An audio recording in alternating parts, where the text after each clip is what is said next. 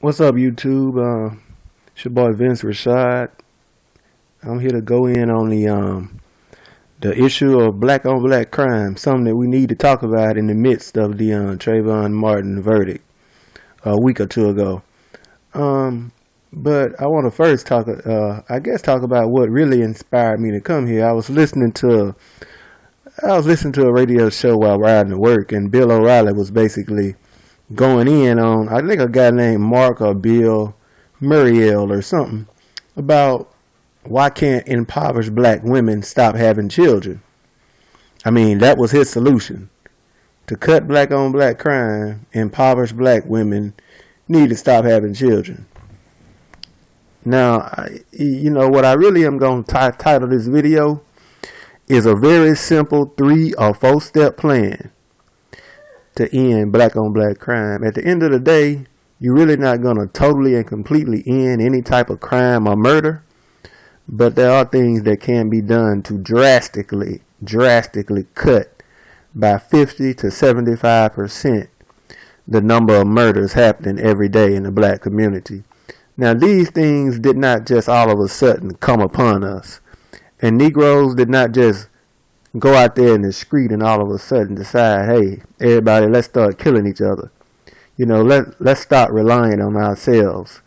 In the 60s and 70s, 50 to 60% of the businesses that were in the black community were owned by other blacks. And black people did not just decide to get up and say, well, let's stop building our own stores. Let's stop putting products on the shelves of our own stores, and let's just completely rely on everybody else. Number one, welfare and the breaking up of the black family is the number one cause of the dysfunctionism that exists in the black community. And I'm a firm believer in that black folk cannot rely on the exact same system. The exact same system that has made everything horrible on you for years is not going to all of a sudden decide to make everything better. And I've talked about this in one video, and I won't stay on it too long, but the Great Society program started giving out welfare in '64. The black divorce rate skyrocketed, and in 1969, as governor of California, Ronald Reagan passed a law that made it to where women could file for a divorce with no excuse. When a government does these type of things, in no shape or way is that government intending on keeping black families together or putting together positive outcomes for the future of that community. Whenever you see homes that are breaking down, and these homes did not just break down by accident. These homes broke down because this country made a firm decision at a certain point in time that it was not going to incorporate black people into the economic fabric of this country. Riots and organized chaos happened from the end of slavery, 1866, all the way up to the civil rights movement. Black businesses were destroyed, black landowners were chased off their land, and everybody was crowded into these big, gigantic cities. So step number one in cutting out black on black crime is to, number one, drastically reduce the population of these super gigantic mega cities. You can't have people disconnected from the earth, disconnected from doing anything for themselves, sitting up in large cities. You got no front yard, no backyard. You have a bunch of kids boxed into apartment complexes just waiting to snap and explode. Urban stress builds in these type of environments. And these type of environments are really not the type of environments. Living inside of stacked up apartment complexes or housing projects inside the city does not promote a harmonious lifestyle or a harmonious culture from neighbor to neighbor. People are boxed in, people are stressed, women, single mothers are constantly stressed. And there's entirely too much money being awarded to these mothers for raising dysfunctional families. I mean, it's just like the hip-hop industry. But I'll talk about that in solution number 2. So the sum total of solution number 1 is to, number 1, stop providing women welfare, food stamps to raise single to be single mothers. That also creates a very difficult bargaining chip, if you will, in relationships. It creates a sense of boldness, a sense of defiance, and a sense of really not caring if she has a dysfunctional child, or if she has to raise it on her own because there's so much money being poured in by the government to the point to where it has just become normally accepted that, oh well, if the guy ain't there, no real big concern. And if you look at the behavior and the mindset and the emotional mindset of a child that's raised by a single mother, these children are mentally ill, man. There's just normally accepted mental illness that comes out of these ghetto housing projects. These children are mentally ill. They're not cared for. They're not nurtured. They're not really always loved. And often the case is they're born strictly because somebody was paid to have them. But see, my concern is this right here. And we went over this many a times. And the general consensus from any conservative white person and any black activist like myself is they're in the welfare system. But white people want to look at welfare as something that black people should be condemned for being on. In other words, they are dumb people who can't provide for themselves, so therefore they need those type of things to stay alive. If not for those type of things, they would die. When the reality is that after slavery, in all the segregated little black cities and towns that black folk lived in, those towns were self-sufficient. Case in point, Tulsa, Oklahoma, Black Wall Street. And there were many versions of Black Wall Street all over the country. Black people were providing for themselves, building restaurants, shops, factories, you name it, we did it by ourselves totally and completely.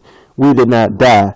We essentially had a bunch of segregated, separate nation states that were just poorly resourced. We didn't need integration. The only thing we needed was resources and open trade inside those communities. We did not need integration. We did not need housing projects and ghettos. So end welfare and bring the black father back into the home, and do not throw up and lob up, oh, well, they ain't going to do this, or black people going to do that. End welfare. It costs $58,000 a year for a single mother of two to be on welfare. It costs $30,000 a year to house one of her children once they go out there and commit a felony or a crime. That's $88,000 a year. For the same amount of money, a couple acres of land could be given to that same woman to provide for herself and whatever children she makes for the rest of her life in a relatively small rural town on the far outskirts of town. And what they did in those small towns is their own business, being that the majority of the white population and the educated black population and the educated the blue collar working black and white people will be in the city living lives not being harassed by ghetto folk. Because what you would do is just get them ghetto folks land. Welfare for land is what I'm talking about. Get them land to provide themselves on and give them the resources to build their own communities. And often the case is you actually don't have to build communities. There's houses and resources already in many areas where you could move these small, rural, agrarian towns and people and have them people be self-sufficient. But that is not what the system really wants. Number two, there's a rapper by the name of Chief Keef. I'm pretty sure you've heard of him. Now, Chief Keef sits up and raps about killing people. Gangster rap, basically. Chief Keef is from Chicago. Chief Keef is confiscated $6 million on a record deal for sitting up in Chicago and rapping about killing people. There's white compliance in black-on-black murder. There's white compliance. There's no way conceivably possible that you can actually sit before me and say that crack cocaine is illegal and that killing people is illegal, but you can pay a young man, an 18-year-old punk out of Chicago, some money to rap about glorifying something that's completely illegal. There should be a law passed. If it's illegal, you cannot be paid on to sit in a public forum like a rap studio and make music glorifying illegal things. As a society, we can't glorify death and murder, and we can't compensate people for doing it. There's always going to be some jackass that wants to sit up and say silly stuff, whether it's through poetry, through music, or through just a public forum. Them people shouldn't be given a public forum, and they shouldn't be compensated. $6 million for rapping about death and murder. That makes the white corporation 100% complicit in the death and murders that are happening not in just Chicago, but all over the country. And number three is number one. Number three is this. Plain and simple, white America needs to stop the double talk. Double talk is when you give people welfare, create dysfunctional communities, and then condemn those people for being on welfare and having dysfunctional communities. How you going to condemn them for being on having dysfunctional communities when you put all the systematic pieces in place to make their communities dysfunctional? How are we going to sit up and engage in a talk about welfare and crime for as long as we have and not mention the black boule or the black politicians that are being paid off and compensated? Many of these politicians hate black people. They black, but they hate what they consider to be lower class blacks. And they take money each and every year to do nothing but be the leaders of a failed, dysfunctional community. As far as I'm concerned, these black politicians need to be lined up in front of a firing squad and shot. They are traitors, and they are nothing. You can't have a black politician getting $50 to $100 to $200,000 a year paid to him by the government and live in a nice neighborhood on the white folk side of town, as they say. If so much as 50 to 100 murders come out of any community, those politicians' pay should be capped at $10,000 the next year. And you'll get a measly, $700 a month check. That way you'll have an incentive to actually go out there, pass the policies, and get active in the communities that they are politicians over, and really make some changes on the ground. But you can't have politicians sitting up buying houses in Jamaica and traveling to France and investing in gold and silver and platinum when they are the leaders of failed communities. They're basically being compensated for being leaders of failed communities. And last and finally, I'll just say that black folk, despite the fact that I offer these solutions, as I said when I started this video, in absolutely no way can you expect a system that has made everything horrible on you for as long as it can. As long as it has for black folk. It ain't no way in the world that we can sit up here and think that same system is going to all of a sudden turn everything around for us. Because when white folk talk about welfare, which is the foundation and origin of black-on-black murder and black-on-black crime, they do it only in a sense of condemning black people.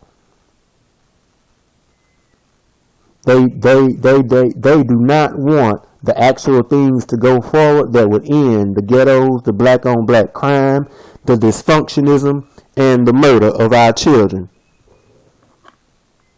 And the primary thing that will do that is L-A-N-D and water. Land and water. And the free right to grow your own food, build your own communities, and educate your own children. That's not going to happen. They want the world, and they want even members of our own communities to simply look at the black community and say that it's a community that can't take care of itself. End welfare and distribute the land, and black folk as a whole are going to have to stop relying on the same people that make things horrible on us to suddenly pass laws that are going to turn everything around. Anyway, It's your boy Vince Rashad, the painful truth, giving you the things that I know for a fact will end the black on black murder, dysfunctionism, and crime in the black community, man. Y'all comment, subscribe, holla.